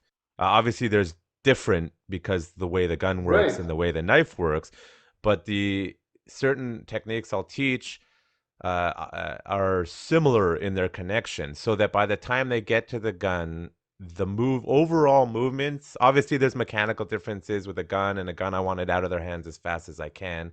Well, as a knife, I may need to control them or something. But it's like a pyramid. The white belt curriculum, you could not skip ahead and be proficient because the fundamentals build off. It's always building off. So, I'll teach basic straight line attack and 360 at the white belt level because I have three levels of classes. Because practically from a self-defense perspective, those are the most common initial attacks. And then in the novice level, I'll be, okay, we're just going to speed it up now and go full force and slash and hack, and you figure it out. The techniques haven't changed, just the intensity of what we're doing and how you're approaching it. And then at the advanced level, I'm like, okay, I'm going to teach you knife fighting now, because at a military level, you might need to know that, or the apocalypse, you might need to know that. But at a basic level, that's not self-defense from a legal perspective. So we're just adding that level on. It's like I had a student the other day who, or is still a student.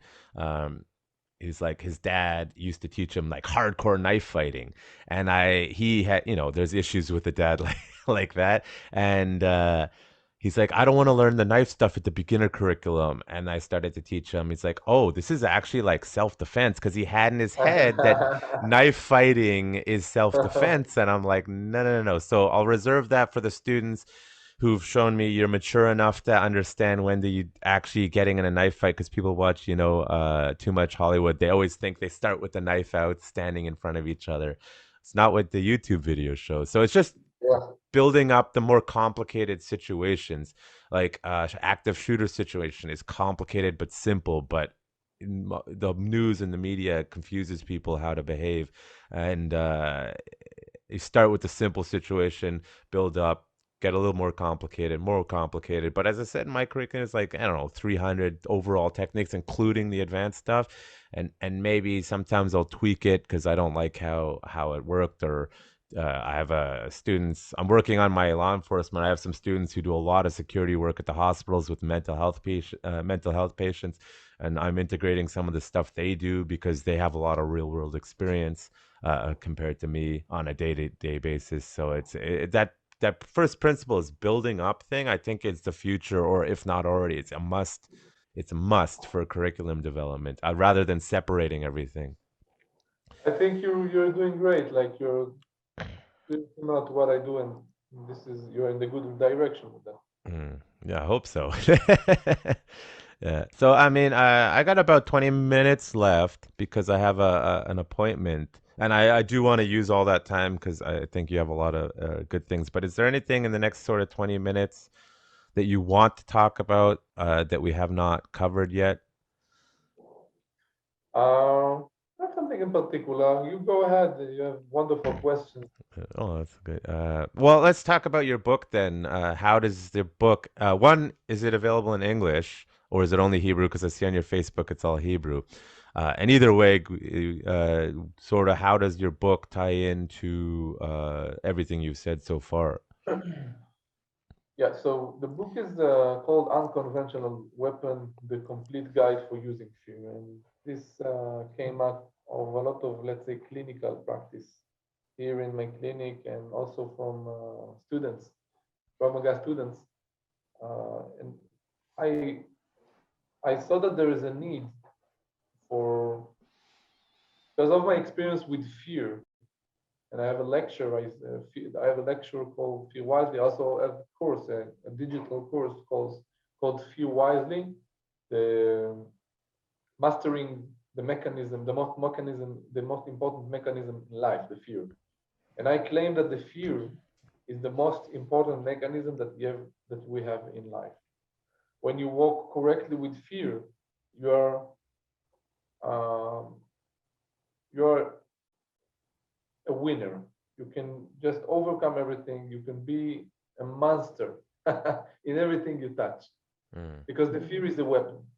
And if you know to feel wisely, you can use it as an unconventional weapon for success. And this is a digital course. The digital course is the equivalent to the book, by the way. Well, it's not the whole book. There are some things that are elaborated in the course because it's even some things I go deeper in the digital course than the book. So if you want, the book is not available in English. So I created the digital course, which is called Kidwise. It's on my website. And we're dealing with 9. I was able to pick the 9 most common fears in our lives, and to find. So there's two parts. First part is the 10 keys of fear, which is you have it in the digital course. 10 keys of fear. How to use fear. What is fear? How to use it. 10 methods, practical and proven methods by me and thousands of students. And then we go deeper to the 9 most common fears. Fear of getting married.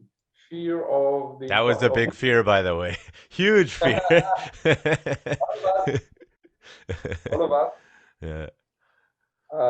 Fear of the opinion of the environment, of people of the environment. Stage fright, which is highly common. Stage fright. Fear of bacteria, like germophobia. And I claim that germophobia is responsible for many other anxieties that we face. We're not even aware of that, but there is a probability that the fear of bacteria is causing you not getting married, is causing you to not going on a podium, like it's causing you stage fright.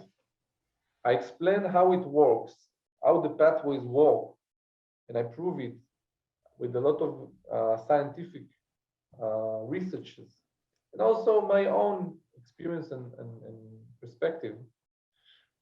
And so we have also fear of animals and insects and disgusting. Disgusting. How do you say it? Disgust. Disgust from animals and insects. Yeah. and fear of Maga, contact, Yeah. Touching. Yeah. the Close contact with contact. people, Yeah. and fear of violence also. Mm. So, which is really interesting because it's, it's the Krav Maga part of the book. The book is not on Krav Maga, but there are a lot of flirt, as a big flirting with Krav Maga because of my obviously connection. So this book has created a lot of transformations in thousands of people in Israel, and Mm. also people who purchase the course, the online course. I get amazing feedbacks. People actually, I truly believe that every person could become a hero. And I wasn't a hero in my life until I did stuff and learned how to do it. Mm. And I can teach it. And I teach it, and it's possible. You don't have to be born with it. It's not like a degree or something. You can develop it. It's like a muscle. Mm. And if you will do it, then you're going to be happy, because if you are not suffering from anxieties, then you're happy. You clean anxiety, you're happy. Obsessions, depressions, it all comes down to fear. Which fear? One fear, fear of dying. Mm. Oh yeah. This is something that we need to deal Well, with. you We need know, I think it's even more fundamental than that, because it's this linked, is the fear of the unknown, because death is the ultimate unknown. It's the way I look at it. And anytime like humans don't know, we freak out. Now, you can approach this question however you like. We do have limited time, unfortunately. Everything you just said, I'm just thinking, and I'm looking back at the last 2 years, and all I see is fear at all levels. How have you approached the reality that people have just picked a point to stick on due to some kind of fear, whether it's fear of losing freedom on one side, fear of death on the other side, fear of looking bad in public opinion if you say the wrong thing? Like, you listed everything, and it's like you could do a case study of the last 2 years. We'll probably do it in 50 years, of just how not to handle things and let fear completely overwhelm everyone. So what are your thoughts on that? I was done with writing the book when the corona began. Oh, good timing. Like I had a lot of inspiration from the corona issue, because I saw that there was like a rising of the Pandora boxes of the all humanity. Mm, Like all the anxieties were popping out now. Like all the things that we depressed popped out. mm, And it's good. It's a cleanse. We're yeah. cleaning it. And I deal with that with a lot of with hypochondria. And you can see that the governments are using fear to control population. And on the other side, you can see that the fear of losing freedom is healthy. Mm, We want to fear. We want to fear in our life. We don't want to be fearless. We don't want to eliminate the fear. We don't want to overcome fear. We want to use it wisely. So what is anxiety? Anxiety is an excessive fear, which is characterized by an excessive, by like unreasonable reaction to the circumstances. So it's an exaggerated fear, okay? And this is what we see all day long: fear, fear, fear. And this is what made the digital course, and made me create the OCD course, which is OCD is also related to fear. Fear that something is wrong if I'm not going to do this precisely. This has to be precision. OCD mm. is precision, symmetry, OCD of cleaning. A lot of, the course is talking about. It's available if you want. Yeah, send me So, the links afterwards. I'll post it on everything. Yeah. so the fear is the master of our life, and we saw that. We saw that the world has gone nuts, completely nuts, lost his mind. The whole world, people that you thought that are normal became insane, Mm, like truly insane, because they're imagining all day long, imagining, and they're willing to change their life dramatically because of their imagination. Okay, And only in 5 years from now, I believe that we will understand how much imagination and false thoughts the world has experienced. Hypochondria, Mm. like the whole thing was based on a lot of hypochondria. Now I don't care whether there is a disease, is the disease is strong. No, it doesn't matter because the reaction that is not justified, never, Mm. never justified. And this is why, because the humanity approached this challenge not ready. Yeah. We Should have weren't been ready, ready, but yeah. but now we're ready because we are more experienced. But we need to get more ready because there will always be something else, Mm. like climate. They will give us the climate change, and then they will talk about the aliens, and then there will always be something. I'm not getting into the specifics, but you have to be prepared for people trying to control you and to manipulate you, Mm. maybe from correct reasons. Maybe it's real. I don't care. I'm just saying, I want you to choose. I want you to be ready, to be ready, to be ready, to be ready, to be ready to choose. Yeah. Well, it's like, I understand why people don't like the German Nazi comparison to this, because people always jump to the Holocaust aspect. But I'm like, hey, if you look at the Jews in 1930s Germany that looked around and said, I don't like the way this is going, they chose to leave before it was too late. And unfortunately for the Jews that didn't, we all know who that went. And as a Krav Maga instructor and as a Jew, and I get a lot of Jews get very angry at me when I talk about this. But I think it's important to understand you need to pay attention to the world around you beyond the punching and the king from a self-defense aspect. And as you said, as we saw, that whether they believe they're correct or not, and sometimes their starting point is reasonable, but where they end up is not. Not Hitler, obviously, but COVID. Like, we want to save lives, great starting point. But then it gets to the point of absurdity, and I, as a self-defense instructor and as someone who does not like to be told what to do, I'm very, like, toxic. Don't tell me what to do. Um, it's like You're a free man. Yeah. yeah, and it's a challenge because you get ostracized for it, fear of social rejection. Uh, I present scientific literature. Don't care. You're not a Dr. John. Go to hell.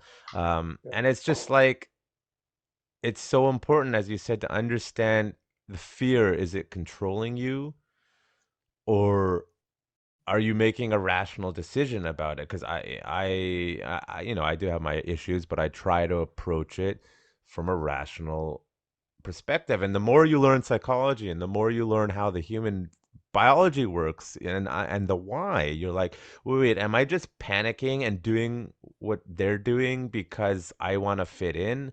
And that's mob mentality, for example, applies in a literal physical mob, but social situations. And I made the observation that it's like, this is what people are doing.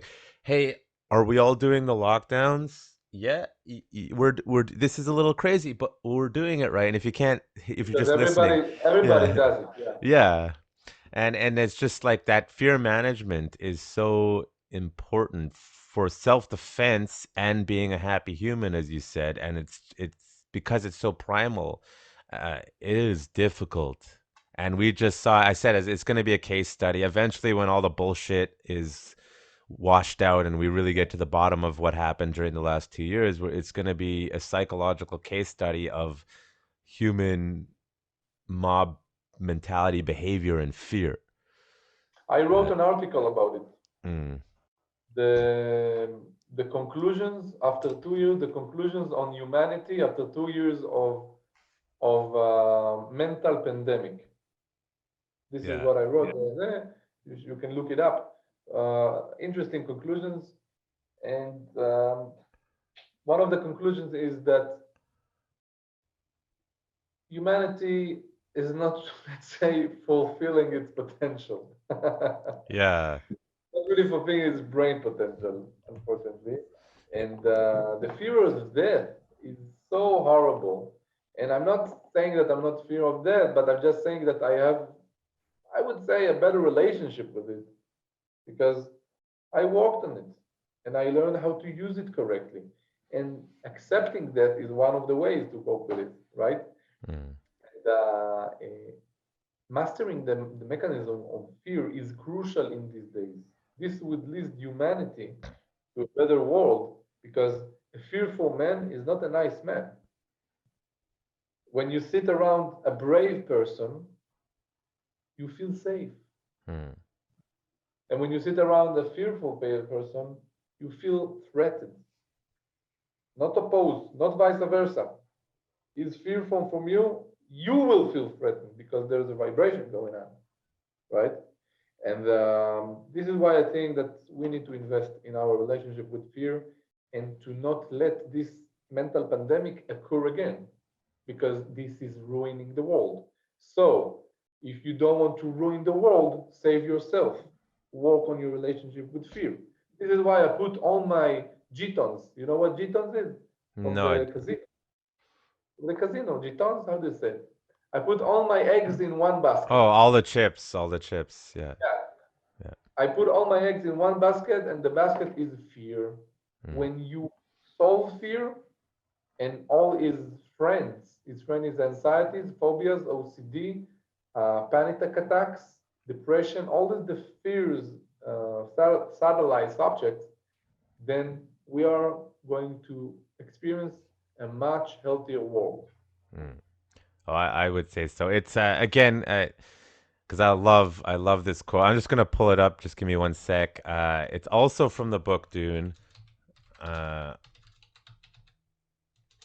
about managing fear. This is a book, by the way, that was written in the 1960s.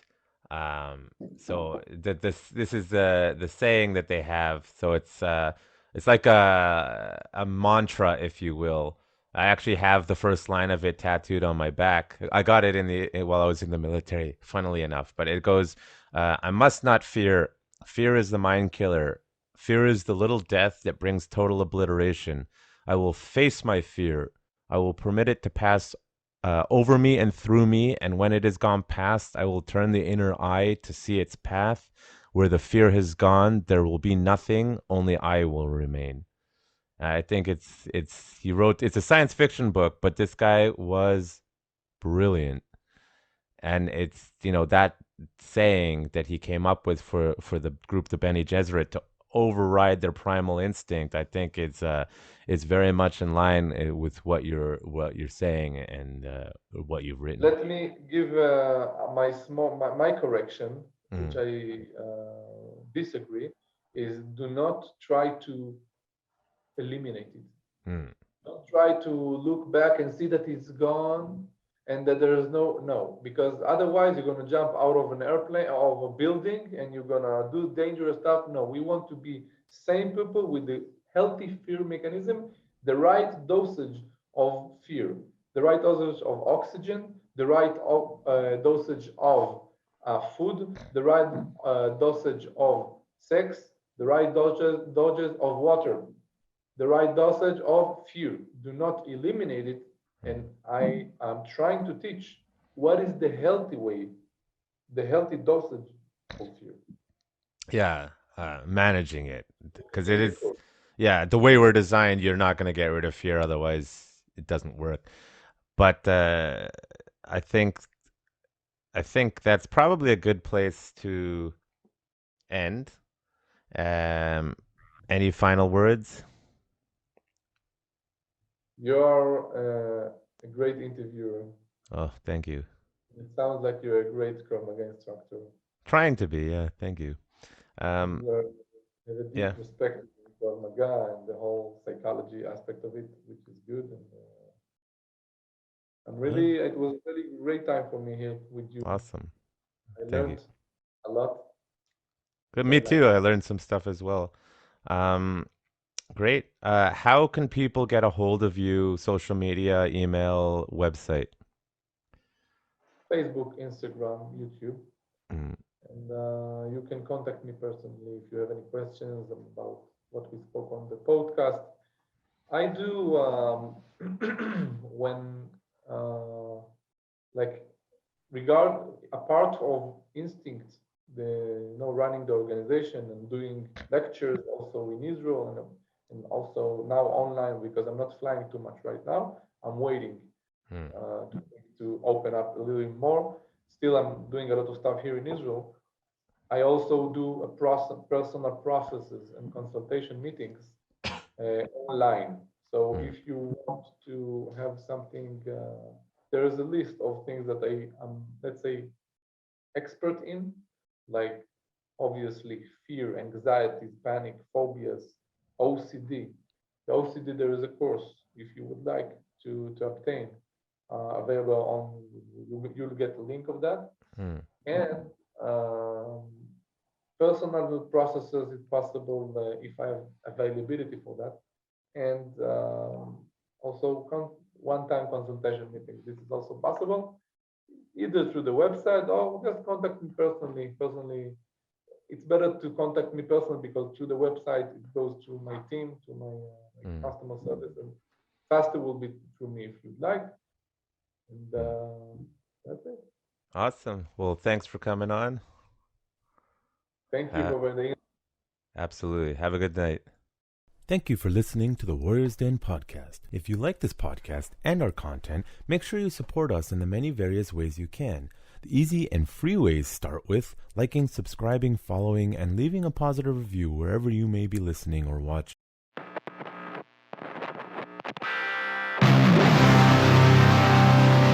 You're listening to The Warriors Den. Brought to you by Urban Tactics Krav Maga. Turning lambs into lions.